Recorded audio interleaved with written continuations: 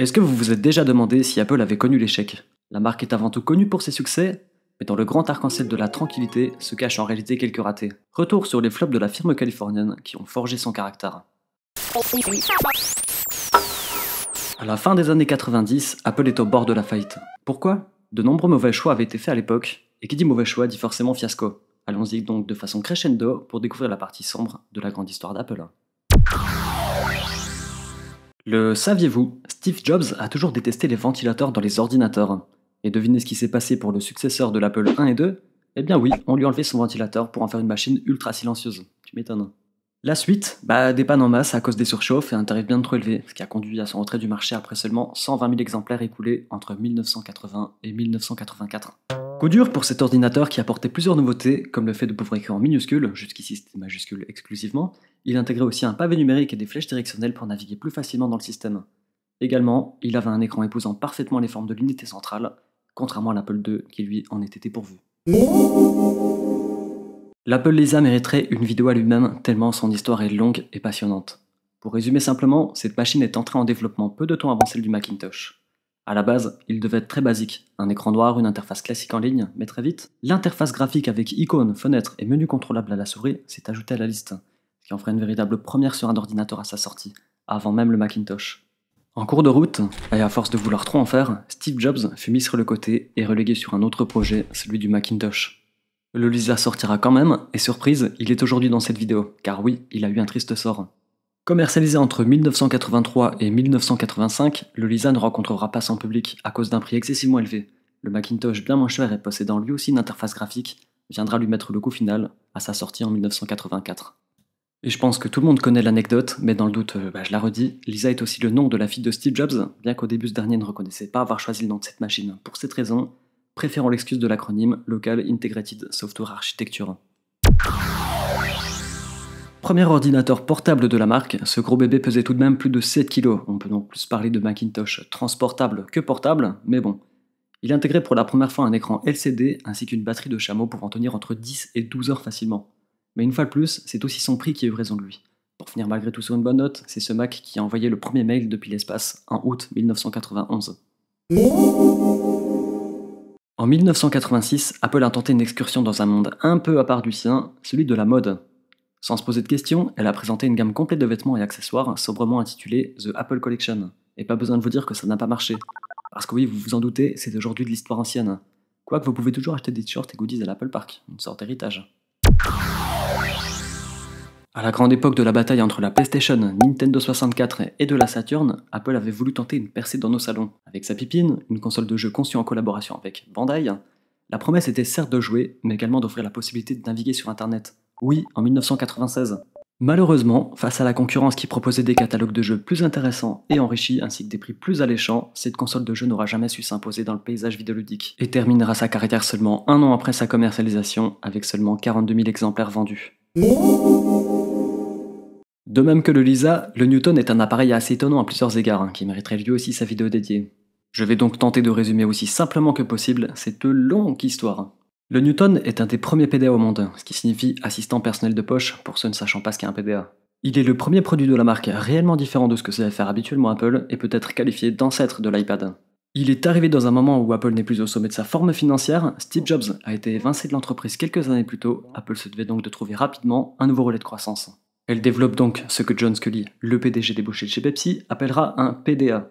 Sa principale utilité était d'accompagner les gens dans la vie de tous les jours sur diverses tâches, comme gérer un répertoire et un agenda, prendre des notes au stylet et les voir se convertir automatiquement grâce à de la reconnaissance d'écriture manuscrite, envoyer des mails, griffonner, etc., etc. Ce petit appareil était équipé d'un écran tactile ainsi que d'un processeur ARM, entreprise plutôt connue aujourd'hui, cofondée par Apple pour des processeurs plus économes en énergie. Et malheureusement, ce produit a été un peu en avance sur son temps et ne rencontrera pas de grand succès. Lors de ce retour pour sauver l'entreprise de la faillite, Steve Jobs l'enlèvera de la gamme. Non, ce n'est pas une paire de jumelles. Il s'agit en fait d'un des tout premiers appareils photo numériques couleur au monde et il a été fait par Apple. Son nom, le QuickTake.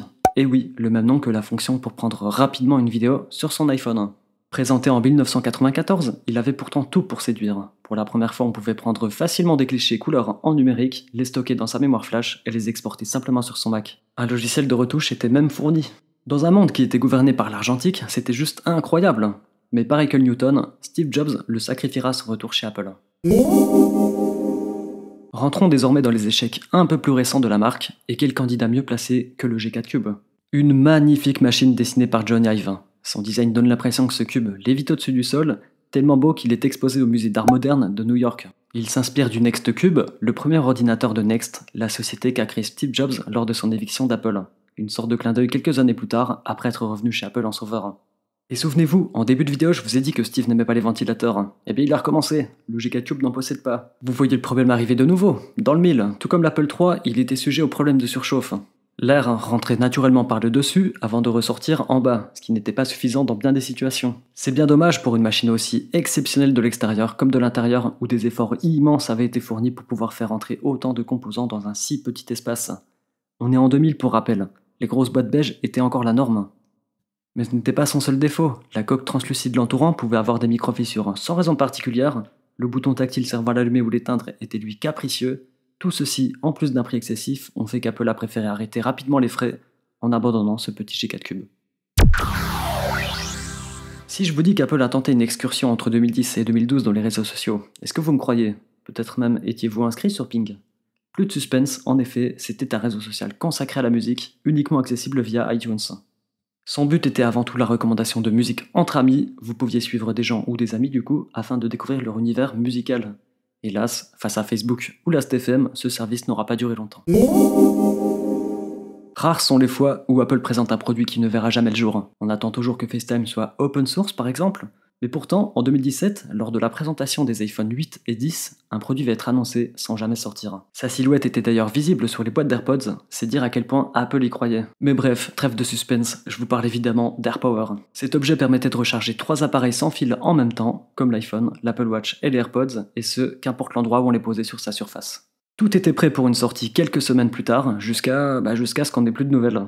Ce n'est qu'en 2019 qu'on en réentendra parler, mais non pas pour une sortie imminente, non, pour son annulation pure et simple. Pour quelle raison, vous allez me demander? Eh bien, vous avez déjà dû remarquer que recharger un appareil en sans fil faisait chauffer votre appareil. Alors imaginez 3 en même temps. Ça ne pouvait pas rentrer dans le critère qualité Apple, et heureusement, la sécurité avant tout quoi. Et même aujourd'hui, que ce soit Apple ou la concurrence d'ailleurs, personne n'a jamais réussi à trouver une solution face à ces problèmes de chauffe. En attendant, pour se consoler, on a toujours le MagSafe Duo. Et pour terminer, voici 2 petits bonus, à commencer par le HomePod classique. L'enceinte connectée aux nombreuses qualités n'existe tout simplement plus, malgré ses atouts, son prix ne l'aura sûrement pas aidé à trouver un public. Et pour rester dans l'univers de la musique, on peut aussi parler de l'album gratuit de U2, distribué à tout le monde en 2014, sans pouvoir le supprimer de sa bibliothèque iTunes. Chose qui provoquera la gronde de plus d'un d'entre nous, mais pour finir sur une note positive, Bono, le chanteur de U2, s'est excusé il y a pas longtemps, tout va bien du coup. Et vous alors, quel échec d'Apple regrettez-vous le plus? En tout cas, merci d'avoir suivi cette vidéo. Si tu l'as aimé, tu connais la chanson. Laisse un petit pouce, abonne-toi et on se dit à la semaine prochaine.